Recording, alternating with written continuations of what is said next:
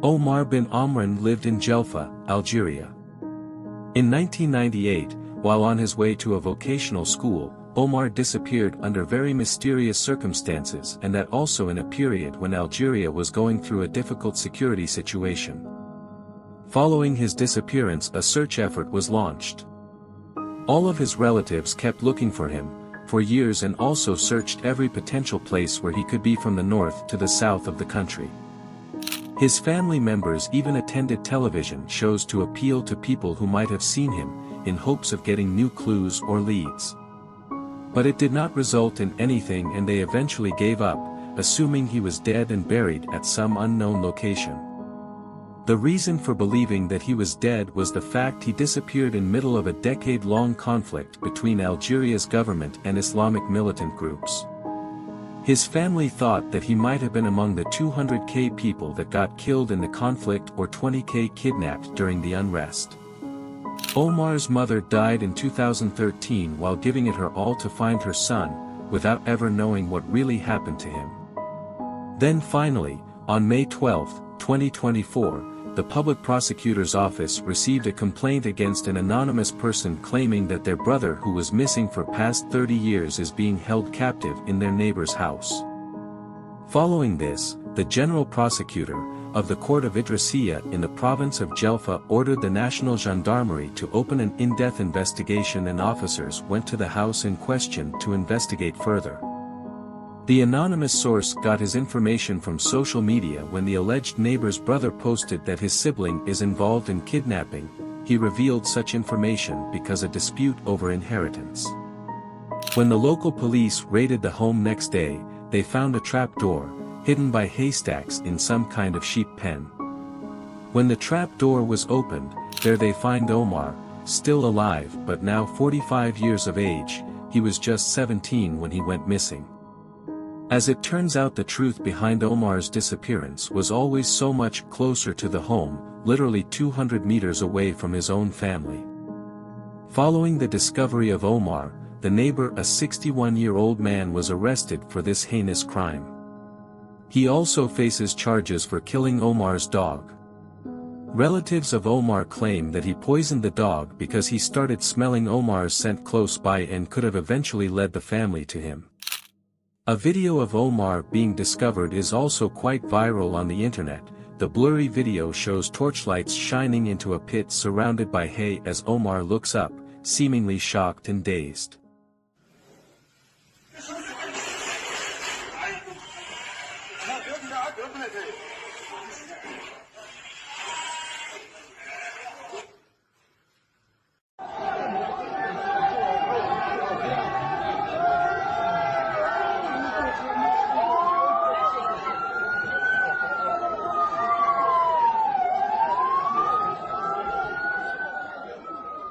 Omar, after the rescue, is now under physical and psychological care.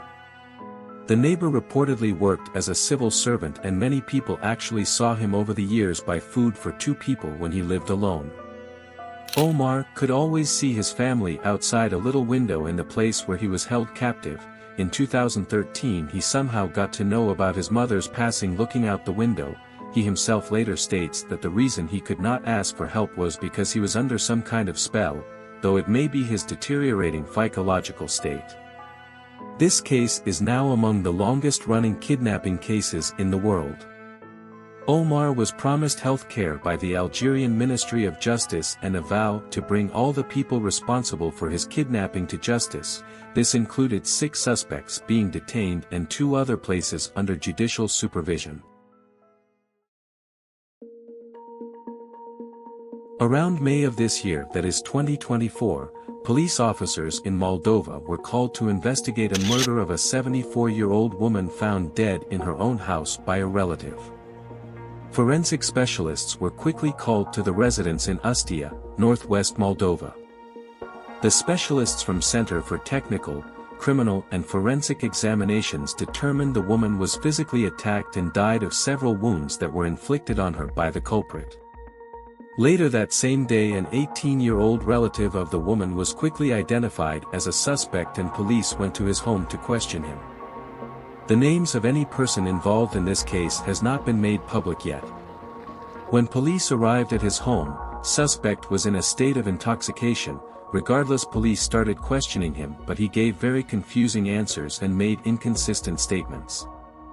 As questioning him was not leading to anything, officers decided to carry out a quick search of his place in hopes of finding some evidence.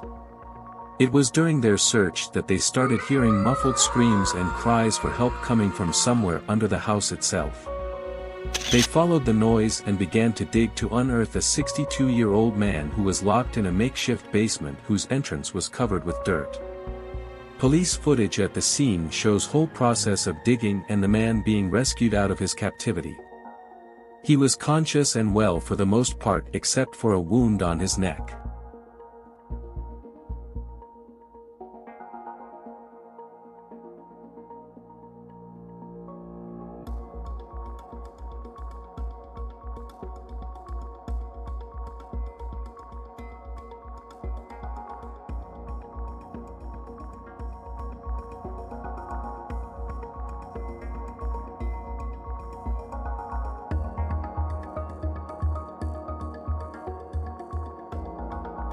The man later recounts to the police what exactly happened to him. He and the 18-year-old teenager boy were drinking alcohol together when they started arguing in their intoxicated state. The furious boy wounded the man, took him to his basement and locked him there, covering the entrance with soil. The officers believe that same boy is also responsible for murder of the old woman, and as such prosecutors continue to investigate him for charges of murder and attempted murder, facing life in prison if found guilty. On April 21, 2008, 34-year-old New York production manager, Nicholas White was working late at the McGraw-Hill building in New York City when he decided to step out for a bit to smoke at the ground floor, not knowing his smoke break was going to be of 41 hours.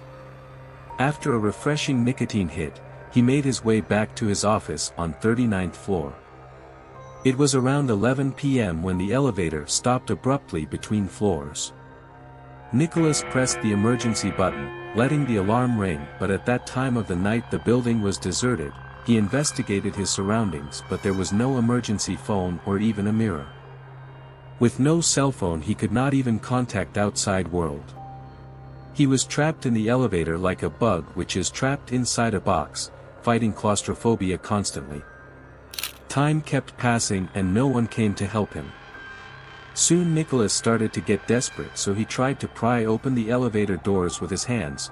To no surprise, what awaited him behind the door was solid concrete wall. He had no watch to tell the time or to know if it's day or night outside. He was just stuck with no water or food, worried that he will die of dehydration. He had to urinate down the elevator shaft to relieve himself, thinking maybe someone will notice the elevator leaking, but again no one came for help. Nicholas laid down, then started pacing around, screaming for help through the elevator doors with utter silence as response. He could not tolerate the emergency bell ring, so he would turn it off occasionally. Now this is where you start to wonder if your employer even cares about you. Nicholas's entire ordeal was being captured by a surveillance camera, and yet there was no one who saw him and came for help. The workers present inside the building did not hear his screams at all. After whole 41 hours, that is almost 2 days, a worker saw the cameras and asked through the intercom why Nicholas was sleeping on elevator floor. It was then he was finally rescued and his nightmare came to an end. Nicholas sued and received settlement amount from the building. After the entire ordeal he still prefers to take elevators over stairs wherever he can. The footage is too long to show, so here is a time-lapse of Nicholas's struggle. He is in CR 30.